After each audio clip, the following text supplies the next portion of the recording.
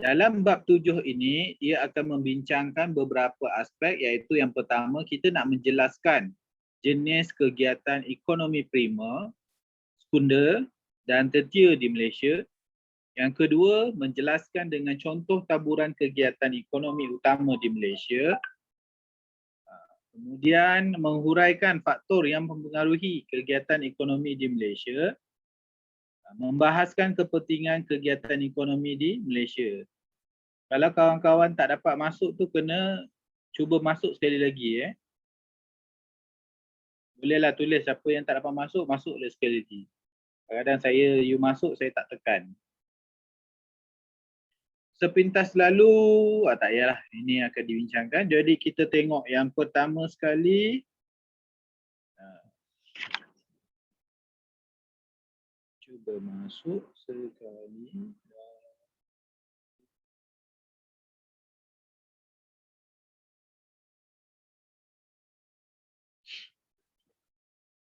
Ya. Okay, muka surat 116. Okay, jenis kegiatan ekonomi di Malaysia. Okay. Ni yang saya sebut tadi. Kegiatan ekonomi menghasilkan pendapatan. Orang ada duit. Okay. You jual apa sahaja, itu adalah ekonomi secara diri. Okay. Mana kalau you jual. Contoh kamu sekarang tengah viral pula tentang cerita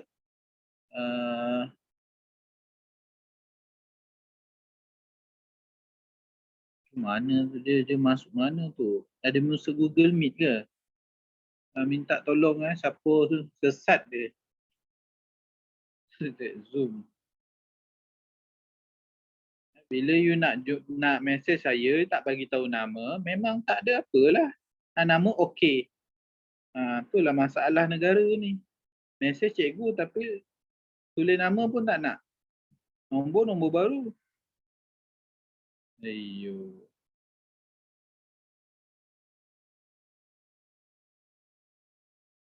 Tak kau lah. Okey. Baik. Kegiatan ekonomi di Malaysia terbagi kepada 3. Sektor primer, sektor sekunder, sektor tertier. Okay. Dekat sini, dia bagi tahu mudah saja. Nak faham tentang kegiatan ekonomi kat Malaysia ni, okay, 3 benda, okay, tapi dia bermula dengan primer, sekunder, tertier. Nak faham, yang pertama sekali, mestilah benda-benda yang asas. Bahan yang paling asas. Bahan daripada sumber semula jadi. Bahan mentah. Okay. Itu primer, ingat bahan mentah, semula jadi. Apa yang semula jadi? Yang asal ni memang itulah dia. Pertanian, pembalakan, ikan, lombong, ternak. Semua original. Okay. Kalau ternak, kambing, rupa kambing lah. Okay. Kalau ternak, itik angsa lah rupa Lombong, biji timah. Asal, bahan mentah. Ikan, dah tentu kat laut, original. Okay, ikan apa? Siakap ke, tenggiri ke, parang ke, ikan air masin. Pergi ikan air laut, ikan air masin tu laut lah. Pergi ikan air tawar, tilapia, haruan, baung. Okay.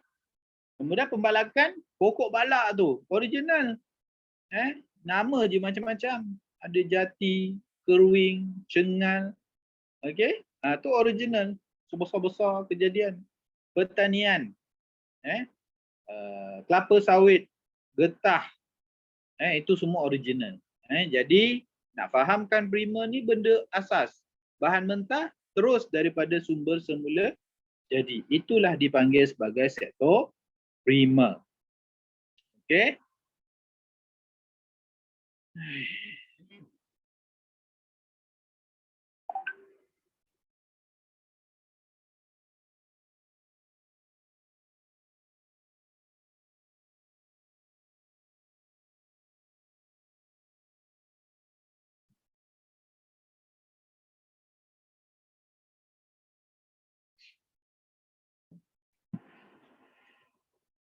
Seterusnya yang kedua, pelajar baru Syaril patutlah.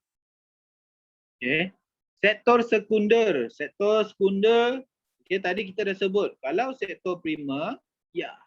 Kalau kita sebut tadi sektor primer, dia bahan mentah teras, semula jadi. Original, bahan semula jadi. Kalau sekunder, aktiviti ekonomi yang berasaskan bahan mentah memberi keutamaan dalam menukarkan bahan mentah kepada barang siap kepada pengguna. Daripada original tadi, dia akan manipulate original tu menukar kepada produk siap. Barangan siap. Bahan mentah tukar kepada barang siap. Pembuatan dan perindustrian pembinaan. Daripada pertanian, pembalakan, perikanan, pelombongan, peternakan, dia melompek pergi perindustrian dan pembuatan. Kita buatlah. Kita buatlah. Kita nak apa? Kita nak menghasilkan, okey, bahan mentah sektor primer kita ada ikan sardin, betul? Ikan sardin. Okey, pergi kepada sektor sekunder, dia jadi ikan sardin dalam tin. Ikan sardin dalam tin. Oh, semua dah tutup kamera. Okey, ikan sardin dalam tin. Kemudian sama juga tadi kita ada pertanian, makcik tu angkat daun teh. Okey, ni daun teh. Bila sebut daun teh, okey, dia berpindah kepada sektor sekunder. Sektor sekunder orang buat apa? Teh. Orang boleh buat, dia akan keringkan, dia akan buat teh dalam uncang. Okey, tu yang pertama, teh dalam uncang. Ada juga teh tu dia boleh ekstrak teh tu jadi bahan kosmetik. Okey, orang ada pakai tepuk kat muka ni apa tu? Macam apa lah? Produk kecantikan lah. Dia jadi produk untuk bersihkan muka dan sebagainya. Okey, ada tea. Itu selain daripada tu tayar. Tayar dia tak datang asal-asal jadi tayar. Sama juga macam sarung tangan. Dia datang daripada getah. Okey, daripada getah lantun, getah susu bukan susu getah tadi cecair tu. Okey, dia masuk dalam mesin and then dia proses, kemudian dia celup, terhasillah pembuatan sarung tangan. Okey. Sekarang ni memang sangat tinggi permintaan sarung tangan, PPE sebagainya. Memang orang-orang yang terlibat dalam industri yang ada kaitan dengan COVID ni memang sedang membuat duit berbilion-bilion ringgit. Okey. Berbilion dia orang buat duit sekarang ni. COVID-nya pasal berbilion. Vaksin. Lagilah kerajaan terpaksa beli. Satu vaksin tu dia katakan harga dia dalam RM75. Nak pakai untuk 30 juta penduduk Malaysia. Oh, berapa banyak duit kerajaan yang perlu dikeluarkan, yang perlu dibelanjakan untuk vaksin. Itu belum campur dengan orang yang kena positif COVID, KKM, hospital, semua tu. Okey, jadi memang sektor sekunder ini, mana vaksin daripada tak ada jadi ada. Vaksin asal bahan mentah kita tak dapat nak describe. Dia datang daripada ekstrak mana. Okey, jadi dia ada gabungan kimikal dan sebagainya, terhasillah vaksin. Okey, jadi dia vaksin ke sarung getah, apa tu, tilam, katil, apa saja yang berkaitan dengan COVID tu dia duduk di sektor sekunder. Okey, menukarkan bahan mentah kepada barang siap. Tadi kita ada sebut tentang sebelum ni sumber belum tidak boleh diperbarui. Contohnya yang kita sebut biji besi kuprum boksit. Okey. Saya nak semak sekejap. Saya nak cuba buat kaitan. Okey, biji besi, barangan logam. Kita boleh hasilkan katil. Okey, apa tu? Kenapa angkat tangan? Ada soalan? Okey, katil dan sebagainya. Dia buat daripada box biji besi. Okey, ada juga dia buat daripada plastik. Untuk dia punya tepi-tepi tu kan. Plastik. Okey. Jadi sektor pembinaan memang betul lah. Memang kita nampak jelas batu bata ni semua ni projek ni. Ini semua bahan daripada bahan semula jadi dah tukar kepada barang siap. Barang siap tu dia jadi barang untuk kita buat pembinaan. Akhirnya sekali terbentuklah sebuah bangunan 3 tingkat Sekolah Tinggi Islam As-Sofa. Okey. Baik, seterusnya sektor tertier. Okey, apa yang dikatakan dengan sektor tertier ini? Okey. Danish Razib ada ke? Danish Razib? Ada Danish Razib? Okay. Saya nampak dia ada cubaan masuk, dapat notifikasi tapi tak pasti dia ada ke tak ada dalam ni. Kalau dapat seorang message lah Danish Razib tu sekejap. Okay, bagi dia link. Sektor tertier merupakan kegiatan ekonomi yang melibatkan menawarkan pelbagai perkhidmatan, dikenali juga sebagai sektor perkhidmatan.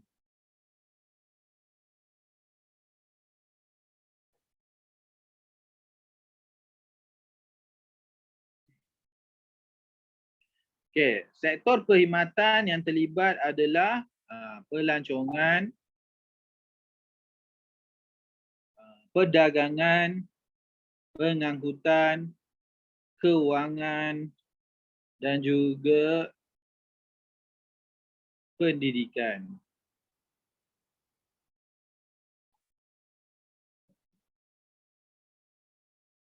Okay.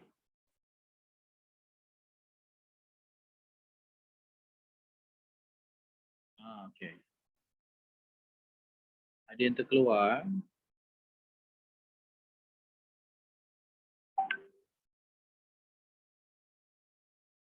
Kita sebut tentang perkhidmatan ni, apa yang kita buat? Pendidikan. Bawah sekali, pendidikan. Dia sebut tentang pendidikan. Pendidikan ni dia ni jatuh pendidikan, dia jatuh di bawah sektor tertier perkhidmatan. Cikgu mengajar, cikgu tak ada buat apa-apa, bahan mentah. Kamu bukan bahan mentah. Okey, kamu memanglah mana aset, kamu kita panggil aset, aset. Okey, jadi kita nak aset tu lebih jadi hebat, so kita kena beri perkhidmatan, kita mengajar dan sebagainya. Okey. Sektor pelancongan. Okey, banyak betul sektor pelancongan, tapi disebabkan COVID yang melanda ini, sektor pelancongan lumpuh. Okay, sektor pelancongan lumpuh. Sektor-sektor lain tak ada masalah. Perdagangan, pengangkutan, kereta semua jalan. Okay, kewangan pun jalan. Pendidikan secara online. Okay, tapi pelancongan. Okay, itu yang sampai satu tahap orang terpaksa menghantar makanan dekat zoo. Zoo Melaka, zoo negara. Ada tim yang okay, ada tim yang menghantar makanan. Sebab kalau dia tak hantar makanan, diorang tak ada pendapatan. Okey, zoo negara, zoo Melaka, okey, mana ada pendapatan lain selain daripada tiket masuk tu. Okey. Jadi memanglah kalau macam Melaka, zoo Melaka, okey, dia telah pun diambil alih oleh majlis pihak berkuasa tempatan iaitu MBMB, bukan MBMB, MPHTJ, okey. Majlis Perbandaran Hang Tuah Jaya, HTJ. Okey, jadi memanglah perbandaran tu ataupun majlis memang ada duit. Okey, tapi kalaulah zoo tu tak ada pendapatan daripada tiket, majlis lama-lama duit majlis akan merosotlah. Tak bagus. Jadi orang kena ada untuk beri sumbangan kepada zoo. Okey. Jadi zoo jatuh di bawah sektor tertier, tapi makhluk-makhluk dalam zoo tu, haiwan ternakan tu, okey, dia bukan sumber ekonomi. Okey, dia tak, kamu tak boleh pergi saya nak lembu ni lah, saya nak sembelih, tak dapat. Dia untuk bahan tontonan. Okey. Jadi itulah dia, kita nak memahami apakah kegiatan ekonomi di Malaysia. Saya sebut sekali lagi, kegiatan ekonomi di Malaysia terbahagi kepada 3, iaitu sektor primer, sektor sekunder dan sektor tertier.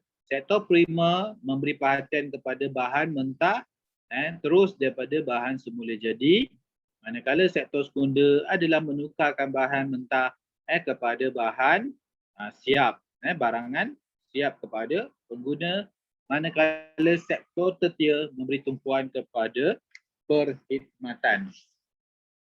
Faham? Faham cikgu. Baik, kita teruskan. Kita nak tengok lebih terperinci, kita nak pergi lebih terperinci bagi setiap sektor. Okey, jadi kita lihat sektor yang pertama iaitu sektor primer. Yang memberi tumpuan dalam kajian kita adalah pertanian. Okey. Dia banyak. Okey, pertanian perbalakan ikan, lombong, ternak. Tapi kat sini dalam silibus ni dia memberi tumpuan kepada sektor pertanian. Okey. Sektor pertanian utama di Malaysia adalah kelapa sawit dan getah. Kelapa sawit merupakan tanaman jualan terpenting di Malaysia, manakala getah merupakan jualan kedua terpenting. Okey, kita dapat tengok kelapa sawit. Kenapa dia tak jadi penting? Mesti dia jadi penting sebab setiap rumah, setiap isi rumah akan ada minyak. Minyak kelapa sawit ataupun minyak masak lah. Okey, setiap rumah boleh kata setiap hari guna dan boleh kata setiap rumah sekurang-kurangnya menggunakan 3 ke 5 ataupun 2 ke 3 paket ataupun botol minyak masak yang 5 kilo. Okey, itu normal. Yang tak normal dia tak guna kelapa sawit, dia pakai minyak jagung. Okey, boleh, tak salah, tak ada dosa dia guna minyak lain. Okey, tapi duitnya lah. Ada yang gunakan minyak zaitun. Tapi keutamaan kita adalah kelapa sawit. Okey, jadi sektor kelapa sawit ataupun sektor pertanian kelapa sawit ni, memang sekarang ni memang dia buat duit. Kenapa dia buat duit? Sebab harga minyak masak yang kita beli dekat market pun sekarang 5 kilo pun dah mencapai RM30. Okey, RM30 kalau kamu kali dengan katalah nisbah orang pakai 2 botol sebulan. 30 dan 60. 60 kalilah dengan 5 juta isi rumah. Okey, 5 juta isi rumah. Okey, kamu dah pergi berapa tu? Dekat bilion ringgit. Maknanya, kelapa sawit ataupun minyak masak ni membuat duit berbilion-bilion ringgit. Itu belum lagi kita kira dengan syarikat-syarikat catering, syarikat-syarikat yang buat produk-produk makanan, keripik dan sebagainya. Dia guna lebih banyak minyak dia orang akan pakai. Okey. Jadi itu dia maklumat tentang kepentingan kelapa sawit, jualan dia. Okey, tapi dekat sini dia ada bagi kepada 2 muka surat. Muka surat 118 dia bincangkan tentang getah, muka surat 119 dia bincangkan tentang kelapa sawit. Okey, the reality is, realitinya adalah untuk tanaman getah, dia terdapat dengan banyaknya di Ipoh, Perak, Jasin dan Merlimau, Melaka. Getah kat Merlimau memang saya orang sana lah, tapi kata saya nak cari getah pun ada tapi tak adalah sebesar mana dah. Tapi dekat sini dia mengatakan bahawa tanaman getah kat Jasin, Melaka, Merlimau kawasan yang besar lah. Ada lagi Keluang, Segamat, Cameron Highland, Ipoh, Kuala Berang, Kota Baru, Kuala Krai, Kulim, Alok Tak. Ni semua ni kawasan penanaman getah. Okey. Itu juga ada tanaman getah di sebelah Sabah dan Sarawak. Okey, ada. Dalam petunjuk muka surat 119, dia memperincikan lagi tentang tanaman-tanaman lain yang ada dekat Malaysia. Antaranya adalah nenas. Nenas kalau kita tengok peta Johor, negeri Johor, banyak nenas banyak dekat negeri Johor. Kemudian sayur-sayuran dia letak S. S tu fokus dia dekat Cameron Highland. Cameron Highland. Cameron Highland tak ada pokok getah, kurang. Dia ada sebanyak sayur. Lada hitam dekat Sarawak. Ni, Sarawak ni banyak lada hitam. Okey. Dan bandar.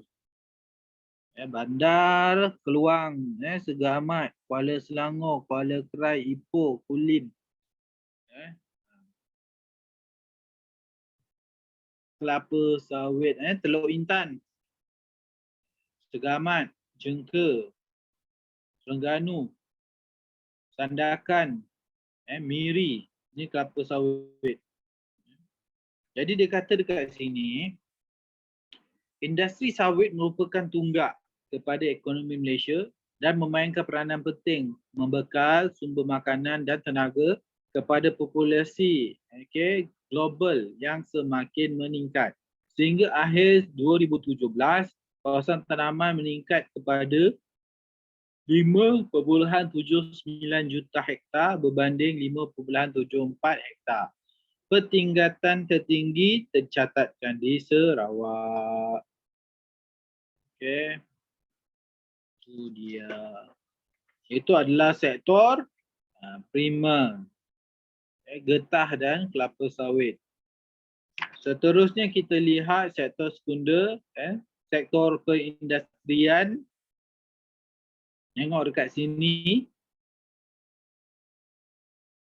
Memang kawasan sebelah pantai barat adalah kawasan yang padat dengan perindustrian. Ini disokong dengan adanya kawasan yang dipanggil sebagai kawasan tanah pamah. Kawasan tanah pamah adalah kawasan yang sesuai untuk dibina perindustrian, pertempatan dan jalan raya dan sebagainya lah. Jadi dekat sini kita nampak memang dekat sebelah pantai barat Semenanjung Malaysia memang banyak perindustrian. Manakala di peringkat Sabah dan Sarawak ada tapi tak banyak. Ada tapi tak banyak. Ini disebabkan oleh bentuk muka bumi di Sabah dan Sarawak tu tak sesuai untuk perindustrian berskala besar. Okey. Perindustrian melibatkan kegiatan proses kegiatan memproses bahan mentah menjadi barang siap. Ada dua industri, iaitu berasaskan sumber dan bukan berasaskan sumber. Pada tahun 2016, sektor pembuatan meningkat 4.4% dan menyumbang 255 bilion ataupun 23% kepada pertumbuhan kumpulan keluaran dalam negara kasar KDNK. Yang dimaksudkan sebagai industri bukan berasaskan sumber adalah industri elektronik dan elektrik dan elektronik, penyaman udara dan televisyen, barang elektronik seperti komputer dan kamera. Industri automotif, kereta, motosikal, pemasangan van, lori serta truk. Dia bukan berasaskan sumber. Kalau dia berasaskan sumber, contoh tu tadilah. Industri berasaskan kayu, getah, kelapa sawit. Ini adalah produk yang berjaya dihasilkan. Perabot, papan lapis, kayu gergaji, tayar, kasut, sarung getah, minyak masak, sabun, barangan kosmetik. Itu adalah semua sumber-sumber di bawah sektor sekunder, iaitu sektor perindustrian. Okey. Dia lagi bawah ni. Industri elektronik, automotif, kayu, getah.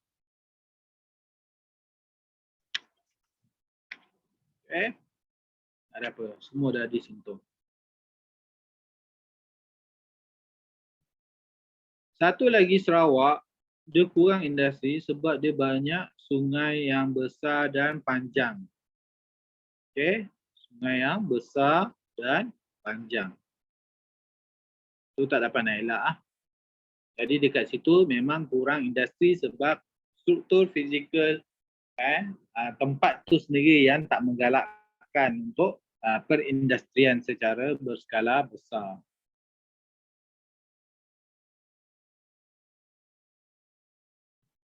Okay. Baik, sebelum saya teruskan dengan sektor tertia ataupun sektor pelancongan, kita berehat dahulu 5 minit dan kita akan kembali semula selepas kita berehat. Okey, jadi antum semua boleh pergi cari air, minum air dan sebagainya. Kita akan kembali semula. Saya akan tutup dulu. Okey.